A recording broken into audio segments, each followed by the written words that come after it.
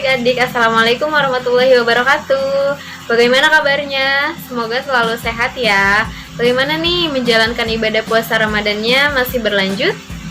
Ya, semoga masih berlanjut dan dalam keadaan sehat walafiat. Nah, dalam kesempatan kali ini Miss Dede kembali mengajak adik-adik semua untuk mengingat materi-materi pembelajaran bahasa Indonesia, yang mana pada kesempatan ini kita akan mengulas sedikit materi mengenai karya sastra. Ya, dalam kesempatan ini kita akan membahas mengenai karya sastra, yang mana definisi dari karya sastra sendiri adalah suatu hasil atau ciptaan seseorang, baik lisan maupun tulisan, yang menggunakan bahasa sebagai media dan memiliki nilai estetika atau memiliki nilai keindahan. Nah, dalam hal ini karya sastra itu terbagi menjadi dua. Ada karya sastra lama dan ada karya sastra baru, atau bisa juga disebut karya sastra modern. Nah, definisi dari karya sastra lama yaitu karya sastra yang ditulis oleh sastrawan pada zaman kerajaan atau masa di mana belum adanya pergerakan nasional. Sedangkan definisi dari karya sastra baru atau karya sastra modern adalah karya sastra yang hidup dan berkembang di kehidupan masyarakat modern. Selanjutnya, kita akan melihat dari ciri-ciri karya sastra lama. Ciri yang pertama, karya sastra lama itu ceritanya berpusat kepada kehidupan istana, atau bisa kita sebut dengan istana sentris istilahnya. Yang kedua, terikat oleh aturan-aturan yang ada, terutama itu pada puisi. Yang ketiga, dalam bidang prosa selalu mengandung hayalan. Yang keempat, sifatnya statis atau tidak berkembang. Yang kelima, tanggal dan nama pengarang tidak dituliskan. Selanjutnya, lebih menonjolkan kehidupan kolektif daripada individu.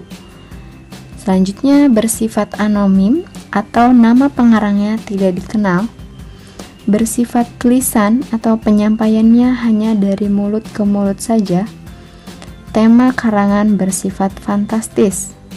Dan yang terakhir, bahasa yang digunakan itu klise atau masih sama seperti itu-itu saja, artinya tidak ada perkembangan. Poin kedua yaitu ciri-ciri karya sastra baru, yang mana ciri pertama adalah pengarangnya dikenal oleh masyarakat luas, bahasanya tidak klise, proses perkembangannya dinamis, tema karangannya bersifat rasional, dan yang terakhir bersifat modern atau bersifat tidak tradisional. Yang termasuk ke dalam karya sastra itu ada prosa dan ada puisi. Nah, dalam prosa juga terdapat prosa lama dan prosa baru. Yang mana yang termasuk ke dalam prosa lama itu adalah dongeng, hikayat, cerita berbingkai, tambo, dan cerita pelipur lara. Yang mana dongeng adalah cerita khayalan yang belum bisa dipastikan kebenarannya. Nah, yang termasuk ke dalam dongeng itu ada mite atau mitos yang terjadi di masyarakat. Yang kedua, legenda atau keajaiban-keajaiban yang terjadi. Yang ketiga, ada fabel, yaitu cerita hewan. Yang keempat, ada sage atau cerita tentang sejarah. Nah, yang termasuk ke dalam prosa baru ada cerpen, novel, roman, dan drama. Nah, yang pertama itu cerpen atau kita kenal sebagai cerita pendek, yang mana cerpen di sini memiliki ciri-ciri.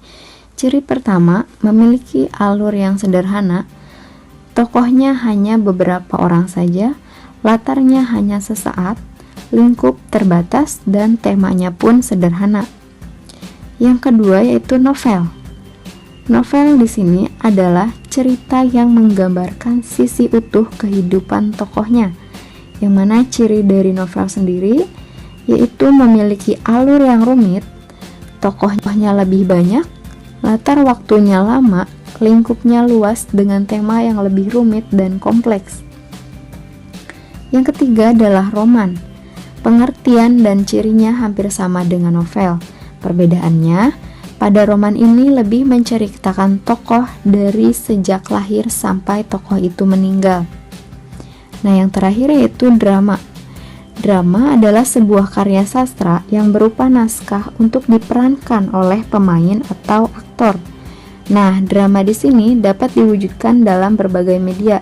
Misalnya bisa di atas panggung, dalam bentuk film maupun di televisi. Nah, jenis-jenis drama ini terbagi menjadi 4, ada drama komedi, ada drama tragedi, ada drama tragedi komedi, dan ada drama opera. Nah, selain prosa, di dalam karya sastra juga terdapat puisi, yang mana definisi dari puisi sendiri mungkin adik-adik di rumah sudah tahu ya. Nah, definisinya yaitu karya sastra yang memiliki unsur keindahan karena terdapat rima, irama, dan terdiri dari beberapa bait. Nah, dalam hal ini, puisi juga terbagi menjadi 2, ada puisi lama dan ada puisi baru. Apa saja sih yang termasuk ke dalam puisi lama? Yuk kita lihat. Nah, yang pertama itu ada pantun, yang kedua ada mantra, yang ketiga ada syair, yang keempat gurindam, ada seloka, bidal, talibun, karmina, dan soneta. Kemudian, yang termasuk ke dalam puisi baru apa saja? Nah, kalau tadi puisi lama itu adalah puisi-puisi yang terikat oleh aturan atau kaidah-kaidah penulisan yang berlaku. Sedangkan puisi baru yaitu puisi yang bebas, sifatnya itu tidak terikat oleh aturan atau kaidah-kaidah yang berlaku. Nah, yang termasuk ke dalam puisi baru ada puisi balada, puisi himne, puisi epigram, puisi elegi, puisi ode, dan puisi satire. Oke, selanjutnya kita beralih ke pembahasan unsur-unsur yang mendukung sebuah karya sastra. Di sini ada unsur intrinsik dan unsur ekstrinsik yang mendukung puisi dan prosa. Kita lihat dulu kepada unsur intrinsik di dalam puisi, yaitu unsur pertama ada diksi atau pilihan kata, yang kedua ada imaji atau khayalan, yang ketiga ada majas, gaya bahasa, yang keempat bunyi atau nuansa yang ditimbulkan, yang kelima ada rima atau pengulangan bunyi, yang keenam irama yaitu dinamika suara dalam puisi, dan yang terakhir ada tema yaitu gagasan pokok pada puisi. Nah, selain unsur intrinsik yang mendukung puisi, ada juga unsur ekstrinsik yaitu unsur pendukung dari luarnya. Yang pertama yaitu unsur biografi, yang kedua unsur sosial, yang ketiga ada unsur nilai. Nah, unsur nilai di sini yang terkandung yaitu nilai agama, nilai pendidikan, nilai budaya. Nah, itu ya yang termasuk ke dalam unsur intrinsik atau unsur ekstrinsik. Unsur pendukung dari dalam puisi dan unsur pendukung dari luar puisi. Ya, selanjutnya kita beralih kepada pembahasan unsur intrinsik dan ekstrinsik yang terdapat di dalam karya prosa. Kita kepada karya novel terlebih dahulu, yaitu unsur intrinsik yang terdapat di dalam novel ada tema, ada tokoh dan penokohan atau tokoh yang berperan siapa saja, dan karakter yang dimiliki oleh setiap tokoh itu seperti apa saja. Kemudian ada alur atau jalan ceritanya seperti apa. Ada latar di sini bisa latar tempat, latar waktu, latar suasana atau keadaan. Kemudian ada sudut pandang. Nah, sudut pandang di sini maksudnya cara pandang penulis terhadap cerita tersebut itu bagaimana? Apakah ia memposisikan dirinya sebagai pelaku utama, apakah pelaku sampingan?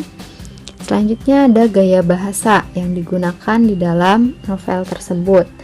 Kemudian yang terakhir ada amanat atau pesan yang ingin disampaikan oleh penulis kepada pembaca. Nah, selain unsur intrinsik, ada juga unsur ekstrinsiknya di dalam novel ini. Yang pertama ada latar belakang penulis, yang kedua ada latar belakang masyarakat, yang ketiga nilai-nilai kehidupan, baik itu nilai moral, nilai sosial, nilai budaya, dan nilai agama. Oke, kita beralih kepada pembahasan unsur intrinsik dan ekstrinsik pada cerpen, yang mana unsur intrinsik dan ekstrinsik pada cerpen ini tidak jauh beda dengan novel, yaitu Unsur intrinsik yang terdapat pada cerpen yang pertama ada tema, ada tokoh dan penokohan, ada alur, latar, gaya bahasa, sudut pandang, dan amanat. Nah, itu tidak beda jauh dengan unsur intrinsik yang terdapat pada novel. Selanjutnya unsur ekstrinsik yang terdapat pada cerpen yaitu latar belakang penulis, kondisi masyarakat, dan latar penciptaan atau latar penulisan. Kita menginjak kepada pembahasan yang terakhir yaitu unsur intrinsik dan ekstrinsik yang terdapat di dalam drama. Nah, unsur intrinsik yang terdapat di dalam drama yang pertama ada tema, ada alur, ada tokoh, latar, dialog, gaya bahasa, konflik, dan amanat. Selanjutnya unsur ekstrinsik yang terdapat di dalam drama yaitu latar belakang pengarang, nilai agama dan kepercayaan, kondisi politik negara, psikologi pengarang, dan situasi sosial budaya. Oke, itulah tadi materi yang dapat saya sampaikan pada kesempatan ini. Semoga adik-adik bisa menyimak video pembelajaran ini dengan baik ya. Ya, untuk pembelajaran kali ini Miss rasa cukup karena pada kesempatan ini kita sudah mengingat kembali mengenai definisi dari karya sastra, jenis-jenis dari karya sastra, kemudian unsur intrinsik dan unsur ekstrinsik yang ada di dalam karya sastra, yang mana di dalam novel, di dalam cerpen, di dalam drama, dan juga unsur intrinsik dan ekstrinsik di dalam puisi. Nah, terima kasih adik-adik sudah berpartisipasi pada kesempatan kali ini. Semoga adik-adik di rumah selalu sehat ya. Jangan lupa kalian harus rajin berolahraga, kemudian mengkonsumsi makanan yang bernutrisi. Selamat menjalankan ibadah puasa Ramadan. Terima kasih. Wassalamualaikum warahmatullahi wabarakatuh.